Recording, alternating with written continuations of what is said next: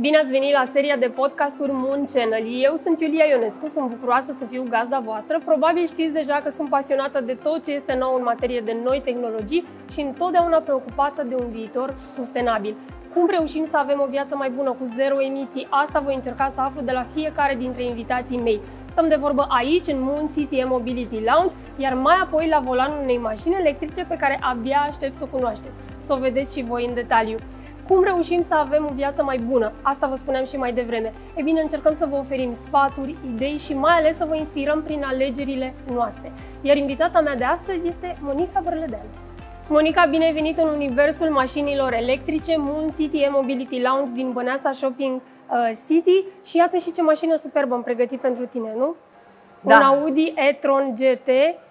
Absolut sublim acest model de Audi. Mie mi se pare că ți se potrivește foarte tare și bucuria a fost și mai mare când am aflat că tu ești și foarte pasionată de domeniu și că faci și lucruri în sensul acesta, că ești foarte atentă la toate alegerile pe care le iei atunci când vine vorba de sustenabilitate și energie verde. Dar vreau să te cunoaștem mai bine înainte de a te și invita la volanul unei mașini electrice. Chiar îmi doresc foarte tare. Uite, sunt curioasă dacă tu ai ales sau mai degrabă ce ți-a plăcut mai mult să faci? Televiziune, partea aceasta de prezentare sau să fii actriță? Drept să-ți spun, lucrurile astea au venit una după alta. Deși inițial eram îndrăgostită de avocatură. Nu știu dacă știi, dar am studiat dreptul, am terminat.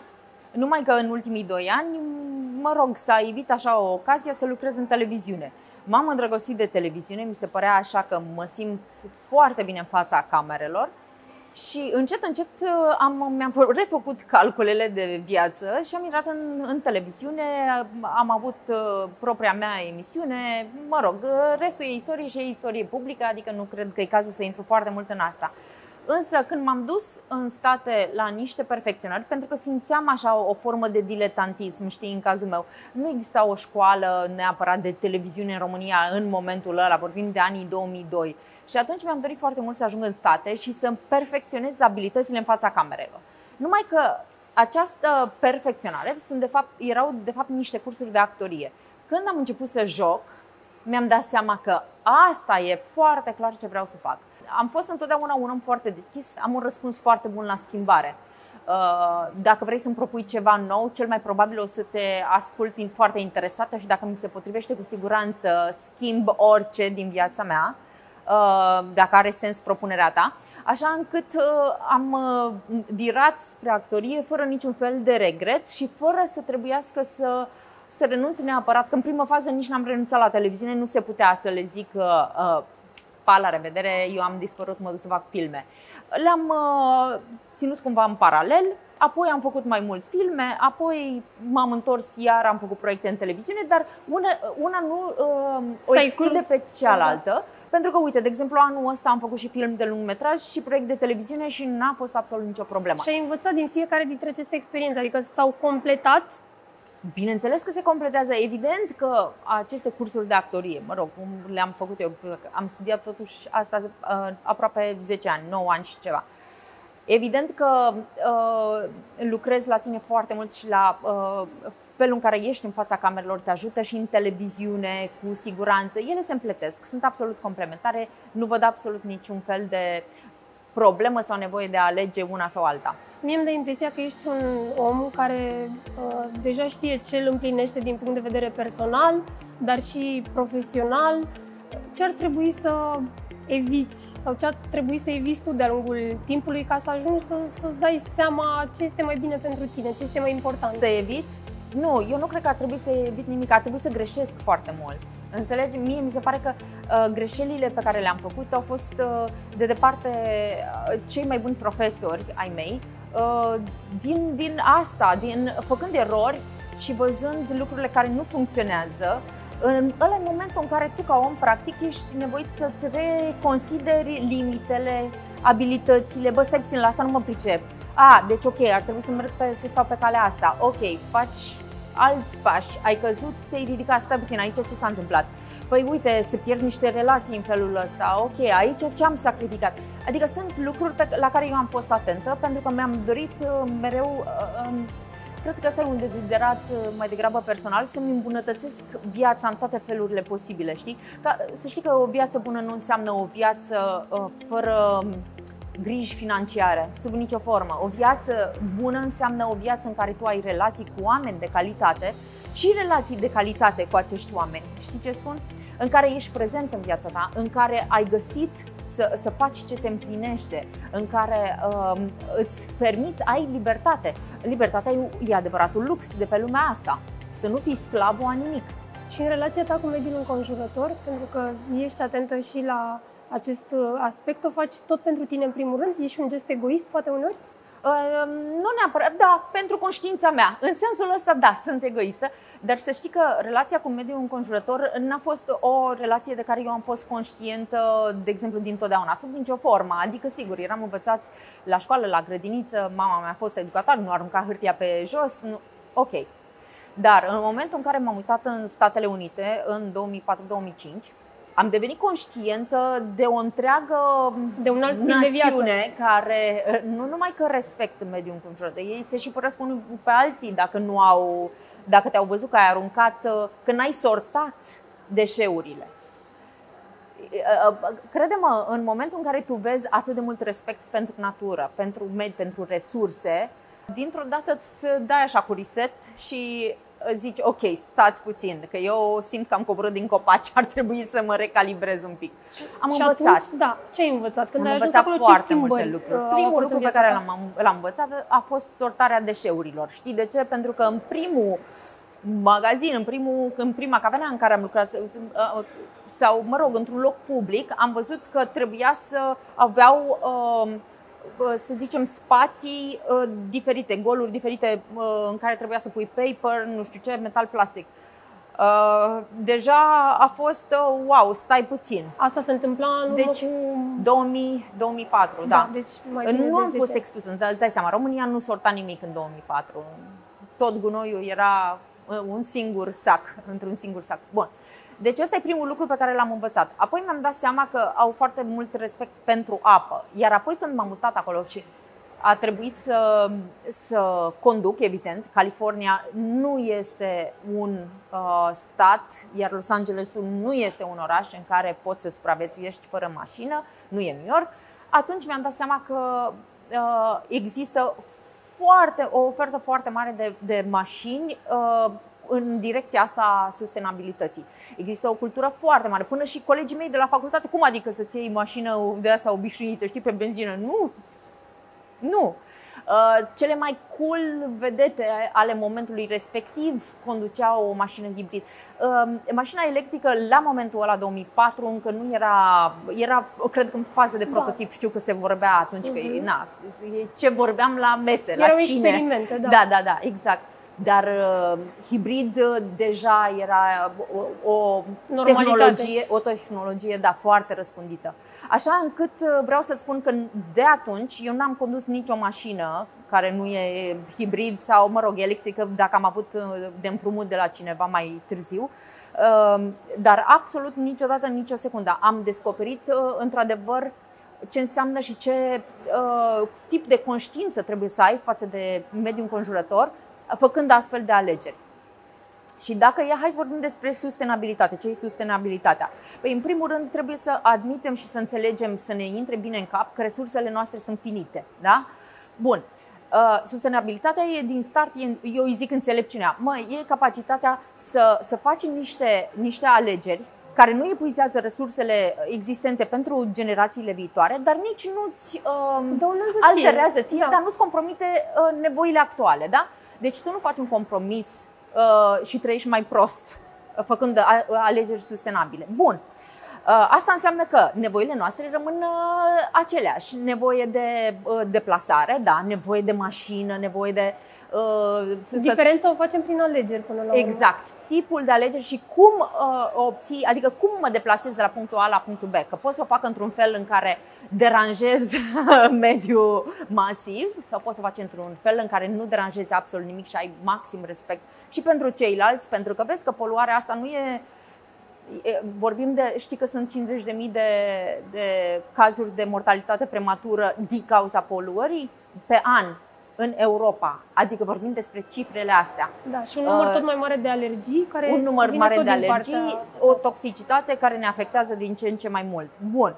Și atunci, e foarte clar că mie mi se pare că e timpul să facem cu adevărat alegeri conștiente, pentru că altfel generațiile astea care vor avea copii vor ajunge să trăiască și să respire un aer imposibil să fie o sursă de sănătate.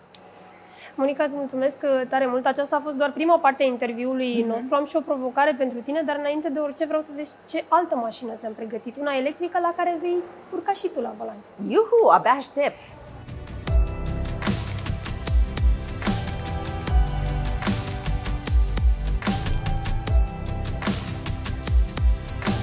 O auzi? Nu. Asta este și ideea. Este extrem de silențioasă. Da. Iar interiorul acesta sport te îmbracă, te simți ca un pilot de curse, dar pe silent. Da, mi-a plăcut foarte mult. Îmi place centura asta oranj așa, e absolut superbă. Sunt niște detalii care fac diferența. Și e și complementară cu albastrul cămășinile. Da. Eu ți-am zis că ți se potrivesc mașinile astea. Ți-am zis de la început. Bine, oricum ea m-a cucerit pentru că e albă. Să știi că și mașina mea curentă e albă. Am o slăbiciune pentru albă. Da. Să știi că eu, în schimb, ți-am pregătit o provocare. Trebuie să te uiți în torpedou, tocmai pentru că vreau să mă concentrez pe trafic. Așa. Și să citești tu cu atenție ce scrie acolo. Ups! Ok. Avem un Moon Challenge. Spune Sunt două provocări preferată dintr-un film, intrând în pielea personajului. Aoleu, ce mi-ai făcut. Ia să te vedem, da. Actrița. Dar asta și pentru că ai o cultură generală foarte vastă când vine vorba de cinematografie. Știu că îți plac mulți actori. Fii atent. Ai văzut Dumb and Dumber? Da. Ok. The best. Jim Carrey și cu fata de care e el îndrăgostit, ea îi spune there's no chance. It's like 1 in a billion chance that we could be together. Înțelegi? Și el zice, oh, so you're telling me there's a chance? Da, mi-amintesc replica. So you're telling me there's a chance? Un film preferat? Unul dintre multele filme care mi-au plăcut e Secretary. Apoi îmi place foarte mult Piano Teacher, dar nu The Pianist. The Piano Teacher e un film francezesc cu Isabelle Huppert. Absolut fabulos. Multe. Sunt câteva. Este greu de ales. Da. Mai ai acolo o provocare. Mai am o provocare. Da. Încerci să scapi. Care ar fi top 3 motive pentru care alege o mașină electrică? Păi ți le spun lejer, știi de ce? Pentru că imediat ce îmi expiră leasing-ul la mașina actuală, care e un hibrid, da, deci sunt cu o jumătate de pas în zona electrică, îmi iau o mașină electrică. Hai să-ți spun care sunt motivele mele personale. 1. În primul rând, la nivel de conștiință, îți dai seama că ai eliminat din start toate emisiile toxice. În momentul vorbim de o toxicitate despre care îți spuneam în interior. Da. Monoxid de carbon, să știi că sunt niște oxizi de azot care sunt extraordinar de nocivi și de toxici care se elimină prin arderea gazelor, da? Dar elimini în același timp și toxicitatea provocată de frâne, de plăcuțele de frâne, de discurile, știi? Că frânele sunt... Foarte puțini oameni sunt conștienți de lucrurile astea. Pentru că mașina electrică are un motor capabil să frâneze, să preia funcția asta. Bun. Ăsta ar fi motivul numărul 1. Motivul numărul 2, să știi că m-am uitat că de asta știu și să-ți spun lucrurile astea, pentru că am făcut acest research pentru mine. În acest moment, când mi-am cumpărat eu mașina asta, nu era cazul, dar în acest moment, cu o autonomie de 150 de kilometri, mașină electrică, cu o autonomie de 150 de kilometri, tu practic străbați România din orice punct în orice punct. Asta înseamnă că trebuie să ai minim 150, adică la 150 de kilometri tu ai o stație de încărcare. Deci nu ai această problemă, da? Tu știi cât costă să-ți încarci mașina electrică acasă?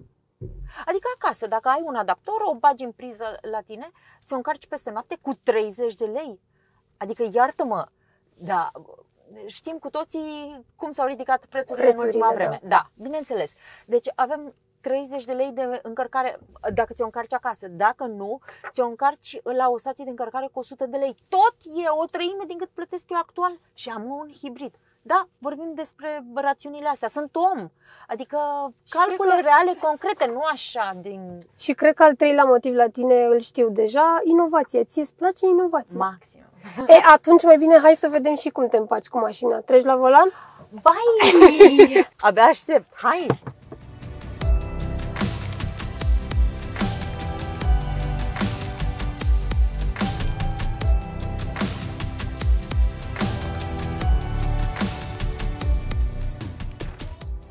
Tu de cât timp ai permis? Sau ce vârstă aveai când l-ai luat? Cred că 22-23, cam pe acolo. Să știi că nu imediat la 18 ani, că n-aveam ce să conduc, sincer. Adică abia când am venit în București, aici am făcut școala. Abia atunci și lucram deja în televiziune. Ți-ai poreclit vreodată mașina? În principiu îi spun iubita. Hai iubita, hai. Și asta ai făcut dintotdeauna, ea a fost iubita ta. Iubita e o alintătură, așa, știi cum îți spune mama, ce faci iubita? Și mașinii în care suntem acum, ei da o poreclă? Da, i-aș spune, pentru că e albă, i-aș spune Snowy.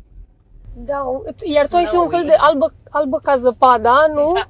Adevărul este că am în limuzina ta. Păr negru. Ea transmite până la urmă un mesaj. Cred că și asta ți oferă genul acesta de autoturism. Oportunitatea de a transmite un mesaj când tu ești la volanul ei. Cu siguranță. Și un mesaj, și o formă de respect. Și mie mi se pare că, sigur, e foarte important să comunicăm lucrurile astea. Dar, cu adevărat, schimbarea se întâmplă în momentul în care oamenii văd alți oameni făcând un lucru. Nu când oamenii aud alți oameni spunând un lucru. Știi ce zic? Da. Gândește, copilul, de exemplu, nu face ce spune părintele, face ce face părintele. Așa ajungem și la alegerile despre care vorbeam și la început.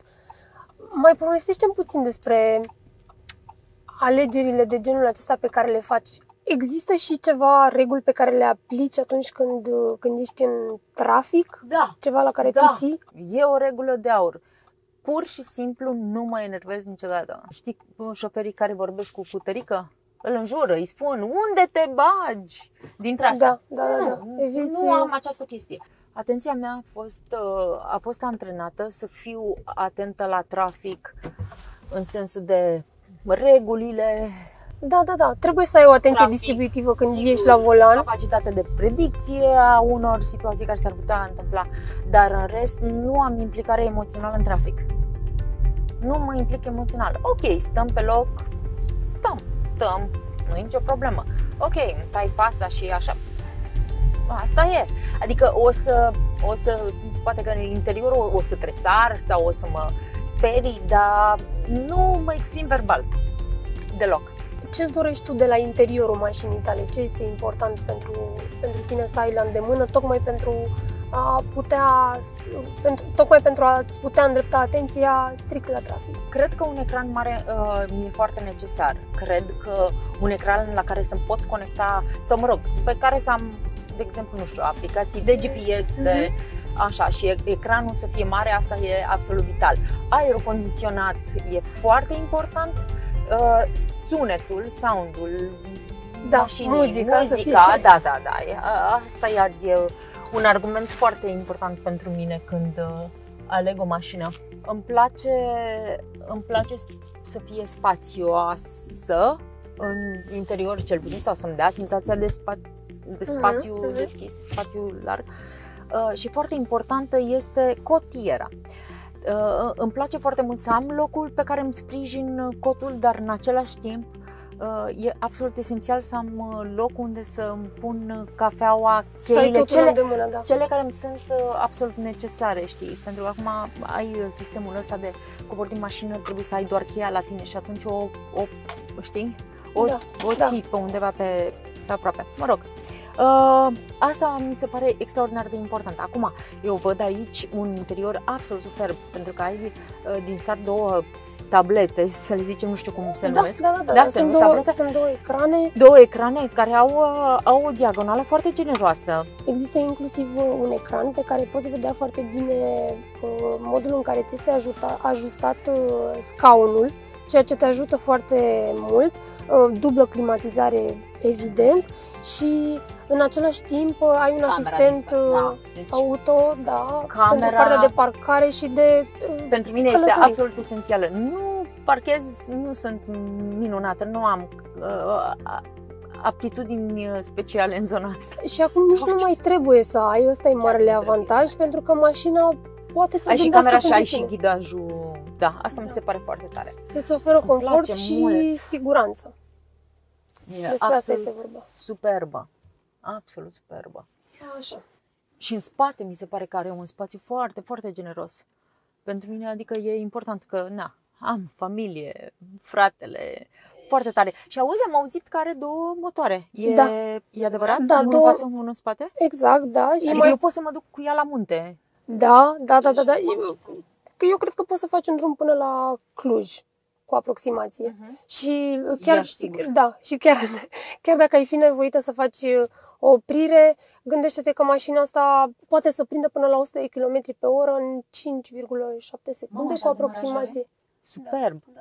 Uite, mă uit și îmi dau seama că ajung cu ea până la Iași sigur, pentru că mai are încă 240 de km autonomie și scrie pe bord. Mi se pare foarte. Da, ai totul pe bord, poți să vezi în timp real cum se schimbă situația, pentru că uneori, mai ales în oraș, ești nevoit să-ți ajustezi viteza, iar asta, într-adevăr, poate să schimbe puțin valorile, dar având totul la îndemână și pe un ecran atât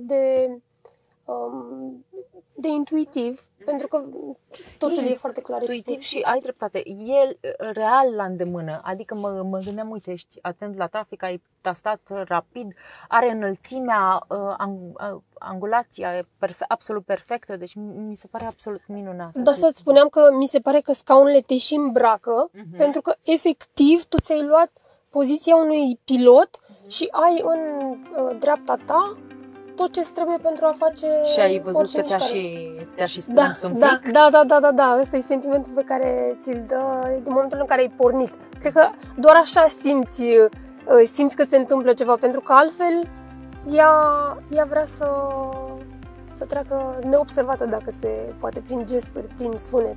Control pe volan, absolut minunat. Mi se pare o mașină cu adevărat serioasă. Și serioasă în legătură cu sustenabilitatea. Serios. Iată. De ce sustenabilitatea poate fi și cool, modernă? Foarte cool! Foarte cool! Acest drive e un argument în plus pentru mine să merg spre mașină full electric. Pentru că să fii la volanul unei mașini de genul acesta este o experiență acum. Da, cu siguranță, și mai ales gândește-te, poate că nu e cazul meu, dar cineva care a mers benzină și urcă în mașină electrică, garantat nu vrei să te mai întorci la benzină ever, dacă posibil. Mulțumesc foarte mult, Monica. Și eu mulțumesc. A fost o experiență și pentru mine. Faptul că tu ai fost la volan de data aceasta e o poveste de ținut. Dar una mai ales pentru mine. Îți mulțumesc tare mult. Mulțumesc și eu.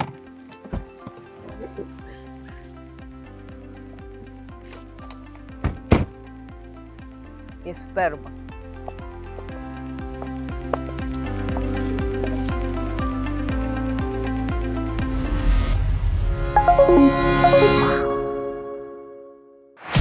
Cum reușim să construim o viață mai bună, cu zero emisii? Oamenii vor să învețe. Încercăm să vă oferim sfaturi, idei și mai ales să vă inspirăm prin alegerile noastre. Nici măcar când ai pornit motorul nu s-a auzit. Sunt pasionată de tot ce este nou în materie de tehnologie. Mașina electrică e clar viitorul.